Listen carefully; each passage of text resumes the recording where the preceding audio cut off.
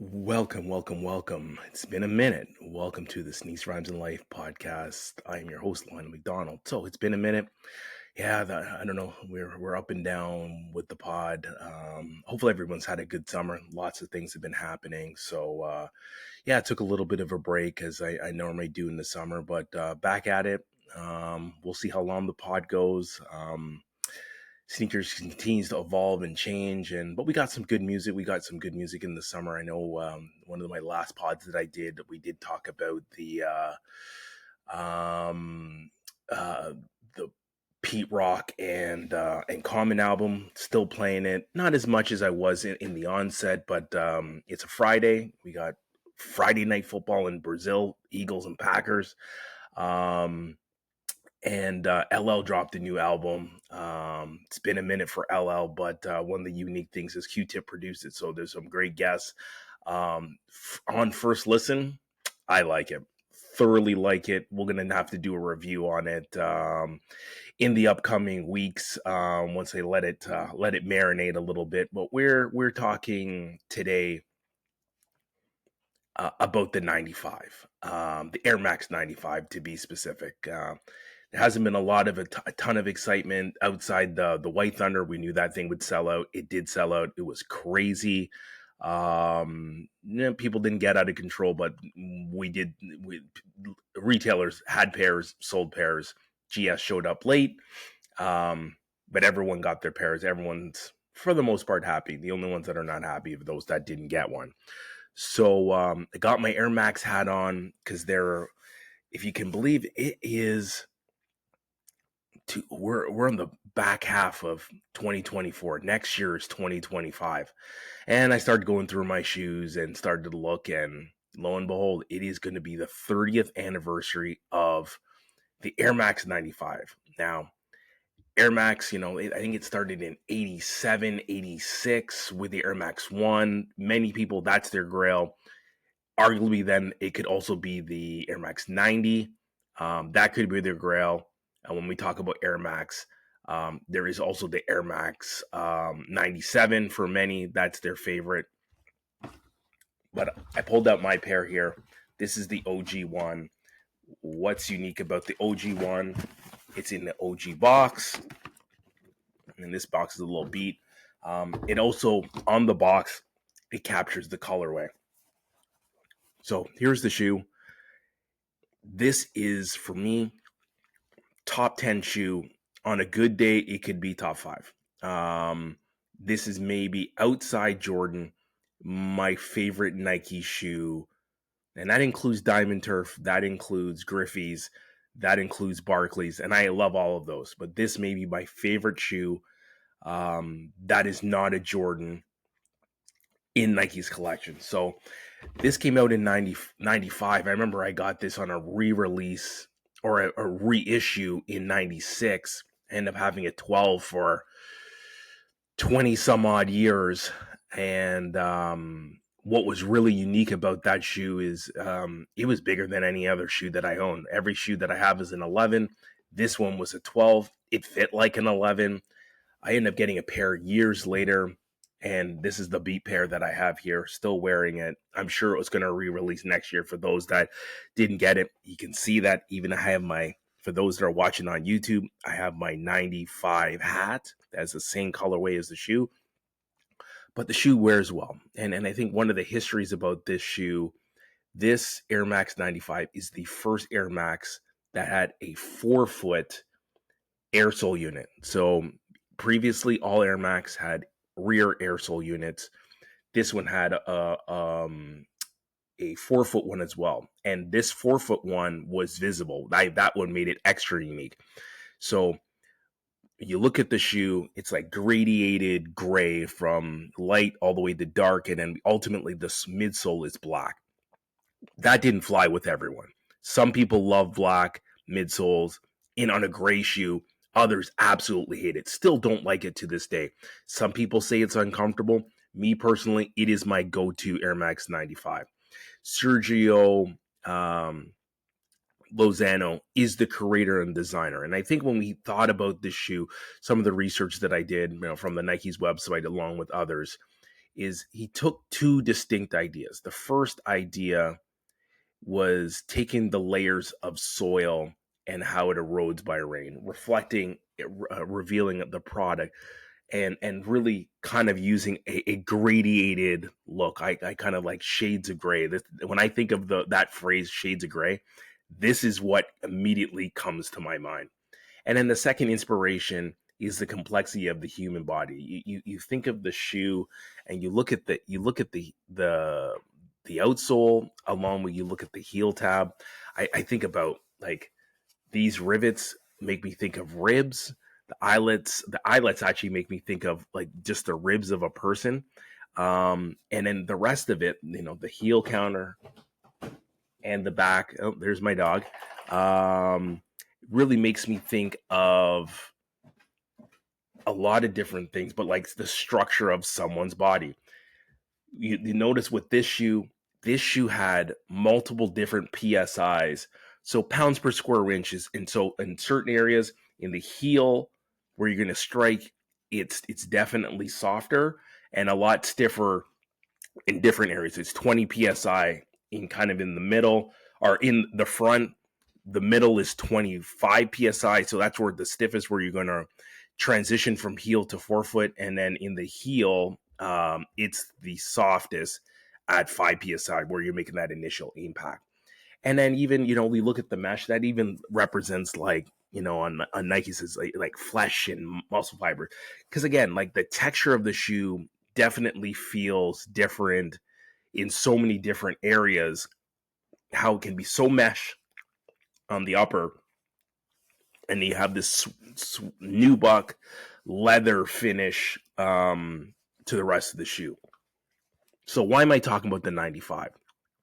I live in Toronto. For those that have listened to this podcast for the last 3 years, they released an Air Max 95 for Toronto. And if you haven't seen it, it's pretty cool. Arguably, it's my second favorite Air Max 95 that I've ever seen. And there's some great ones. There's the triple black. There's an all white one. There's all white ones that we've had over the years. There's the 360 pack. There was there's just been so many different ones, but this one has so many great features with the shoe. From the box which has people on it, and it really represents the diversity of Toronto. You look at the box even says Air Max Toronto.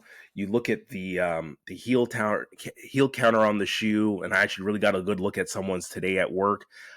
You'll see that there's a reflection of the CN Tower that's on it, which is amazing to see.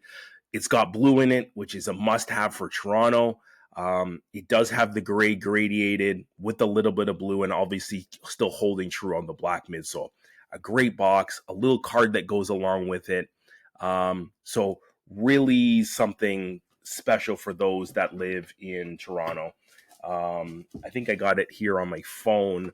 What does the card? On my phone here, I'll read it. The shoe of the city of the world, inspired by the diverse community of the people that fill Toronto streets every day. The design captures and celebrates the talents, food, cultures that make up the city's robust DNA. As a Toronto-born artist himself, Moya Garson, I don't want to say his last name because I'm going to butcher it, elevates the spirit of the city's streets life, using a variety of styles to represent its multicultural landscape. Collaborating closely with Nike's creative team, the box transforms a blank canvas into a coveted piece of storytelling to help share Toronto's unique story, and now Air Max 95 with the world. So that is pretty amazing that there was some significant thought that was done with this shoe and how it came to life. Really, it feels like a shoe for Toronto. And it's the second time now for those, and I know my boy Norm was very happy to get this shoe because this now helps complete his set. Originally, we've had a Toronto Air Force before. I think we had that in 06, a black with like a neon green And there was a hoodie and a whole t-shirt and a whole set that went with it. Then at 2016 during All-Star, we got an Air Max 1.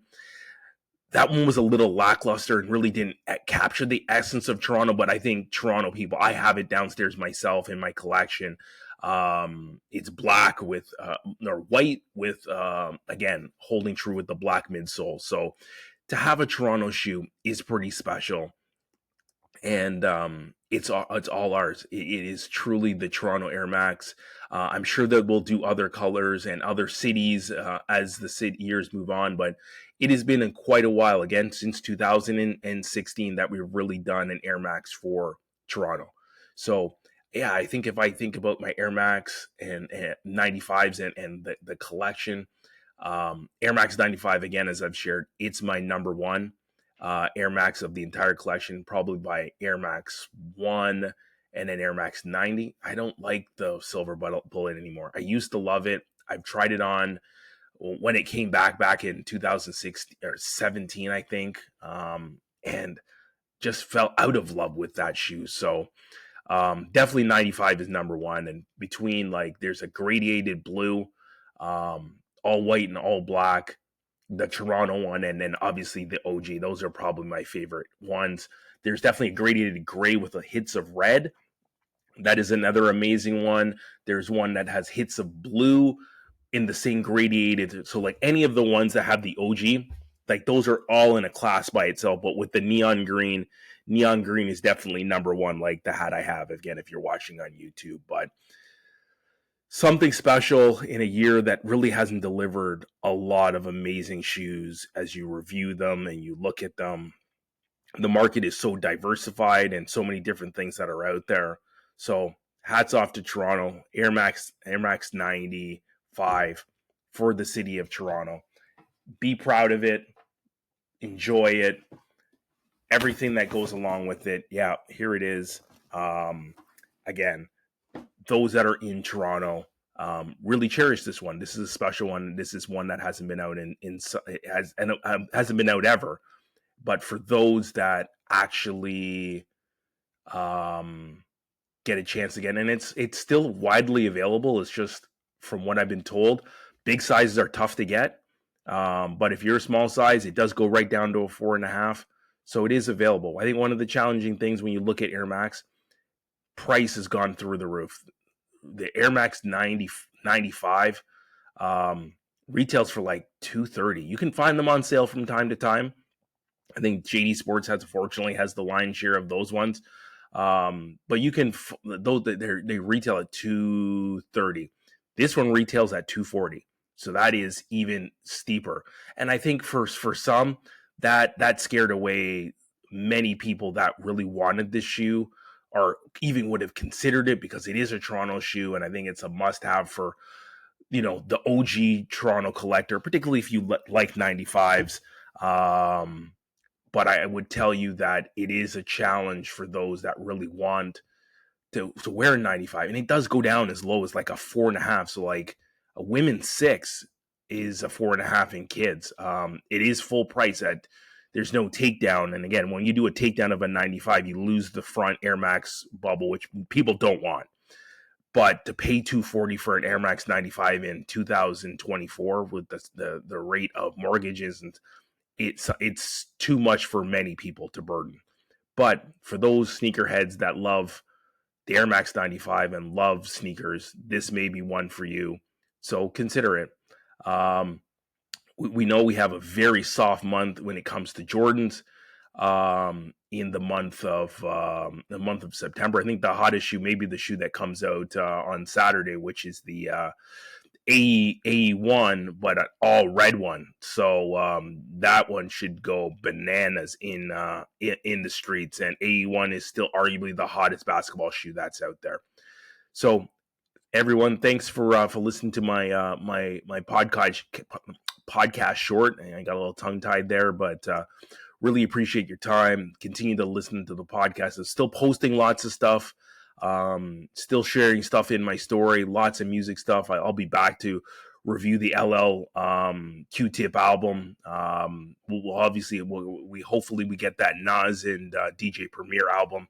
by the end of the year. But that's it from Seeks Rhymes in Life. Lionel McDonald is your host, which is me, holding down the 6 for Toronto. Thank you very much for listening. We'll catch you the next time. Peace.